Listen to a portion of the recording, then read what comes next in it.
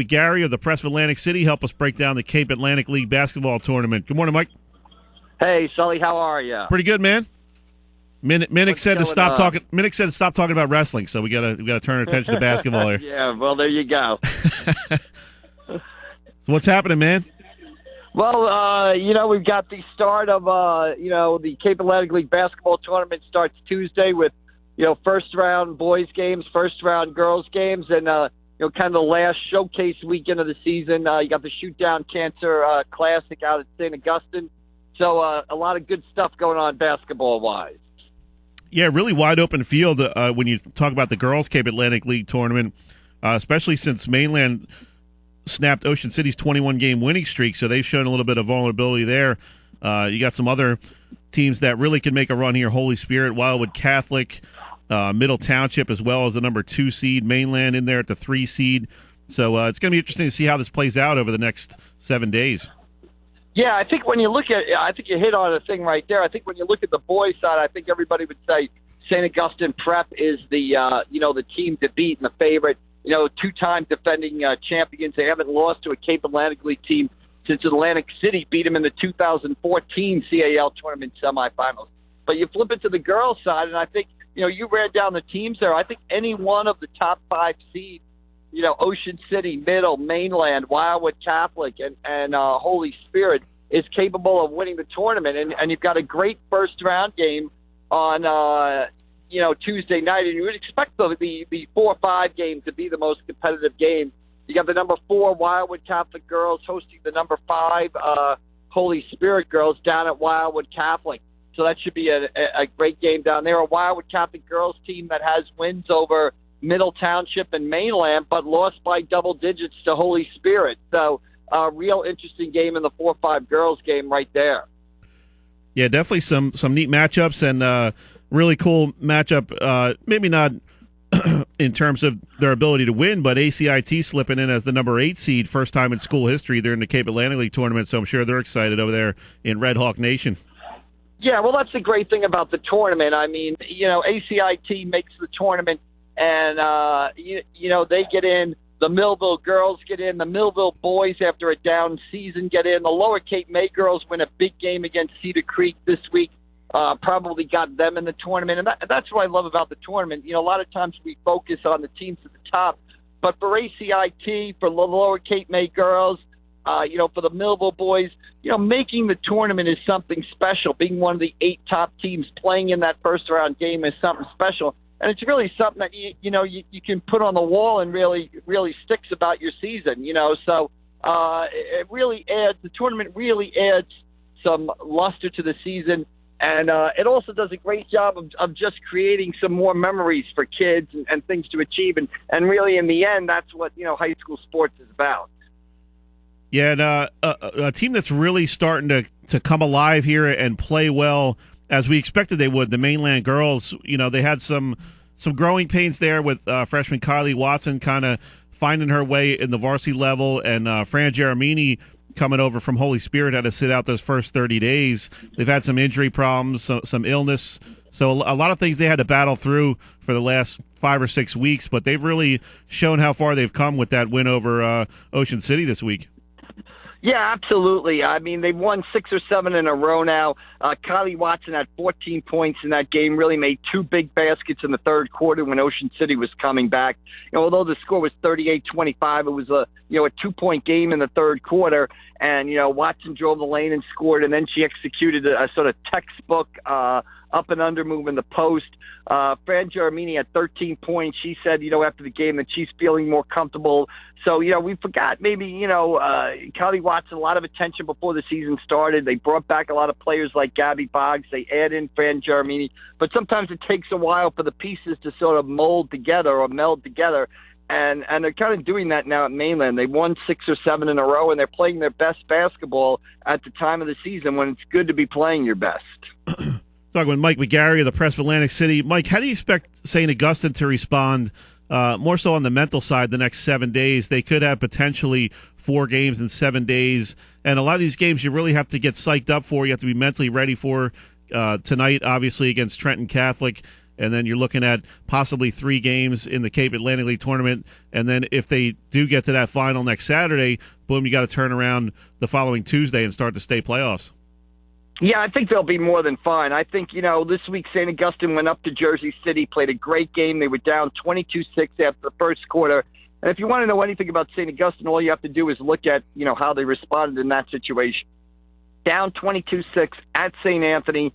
Bob Hurley on the sideline, 28 state championships, defending tournament champions. Down 22-6, St. Augustine could have gone away after that first quarter. Instead, they dug in. Like Coach Hurley said after the game, they were embarrassed the way the game started, and they did something about it. They really took it to St. Anthony, which is kind of not a classic St. Anthony team. But when I say that, they're still one of the top 5 teams in the state. So St. Augustine had a lead in the fourth quarter, had a chance to win the game. A Marlon Hargis turnaround 15-foot jumper or 18-foot jumper bounces off the rim as the buzzer sounds, and they lose by a point. So I think right there, the fact that St. Augustine was able to rally, I think that's a performance St. Augustine can build off of. And I think, if you want to know about the Hermits' mental, toughness or something, that game tells you all you need to know. And we could see a pretty neat matchup if things play out in the Cape Atlantic League tournament, father versus son. Paul Rodeo Jr. doing a great job over there at St. Joseph. Yeah, and St. Joe has had a great season. Wildwood Catholic beats them 57-50 to win the United Division this week. As a result, St. Joe as a 7 seed goes and plays Atlantic City as a 2 seed. I think that game is going to be closer than people expected to be. Marcellus Ross, a sophomore for St. Joe, averaging about 22 points a game, one of the top sophomores in South Jersey. But if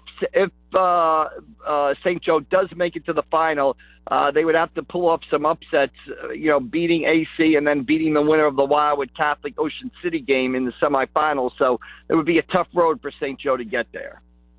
Mike, what do you make of Atlantic City? Always one of the teams that plays well down the stretch. Obviously, we know all about Coach Gene Allen and what he's done with that program, but they're kind of up against it this year. They got some real tough draws here in the Cape Atlantic League tournament and as well in South Jersey Group 4. Well, they have a very tough draw. They play a very good Eastern team in the first round of the South Jersey Group 4 playoffs on that a week from this Monday. And then I believe if they win that game, they have to go to Cherokee and play there. So Atlantic City with a very, very tough draw. A little bit of a different Atlantic City team this year, an Atlantic City team with maybe more offense than Gene Allen's past teams. Ray Bethea Jr., Wanye Cologne. It'll be interesting to see if Atlantic City can play with that defensive first intensity that they used last year when they made their run and when they've been successful in the playoffs. This team hasn't done that this season, yet they are capable of it, and Gene Allen has a way of getting them to, focus on defense and play with that mentality, come this time of year. And players on this team did it last year. Ray Bethea, Flash Morgan, Nazim Morderry, all key parts of the Atlantic City team that won the South Jersey Group 4 title and went to the state final last year. So a lot of experience. It'll be interesting to see if Atlantic City can kind of flip that switch and rely on the defense that has gotten them, so far in the past. Yeah, nothing burns up Coach Allen more than when you don't come out and play good defense. Well, and defense is what wins in the playoffs, and it's one for Atlantic City. So there's a recipe there of how to do it. This Atlantic City team has not been as good defensively as some of the Viking teams in the past. That doesn't mean that come in the Cape Atlantic League tournament and in the South Jersey tournament, they're more than capable of playing that way, and they have the scoring to sort of to win big games. They have guys who can create their own shot. Ray Bethea Jr. They've got the outside shooting of Wanye Cologne that can keep them in games alone. So Atlantic City has the pieces to win another South Jersey Group 4 title. But like you said, they've got to, button down on defense and overcome a very, very difficult draw. Talking with Mike McGarry of the Press for Atlantic City. Mike, real quick before we let you go, I want to get your take on the family we had in here for the first half hour, the Conovers from Egg Harbor Township. I'm sure you know Jim. He's been a long-time referee in a couple different sports. And his daughter Megan, she got her first start of her varsity career on senior night. Special education student who really has kind of captivated that entire school, and it's really nice to see those kind of stories in high school sports. And like my buddy Mike Schneider from Vineland Swimming posted on one of our Facebook posts, he said, "Hey, that's what high school sports is all about." And sometimes we get caught up in the championship teams and the great players and everything, and it's nice to step back and say, "Hey, this is kind of what high school sports is all about: being inclusive and letting everybody kind of get a chance to experience these great events." Yeah, exactly. And Megan got out there on the basketball court this week, and I remember her, with the softball team last year when Egg Harbor Township made that great run and stuff like that. And like you said, you hit the nail on the head. We do, cover the championship games, the Cape Atlantic League tournament, the district wrestling championships, and put the focus on that. But at the end of the day, it's really about, the relationships and friendships and sort of lifelong bonds that are created through sports.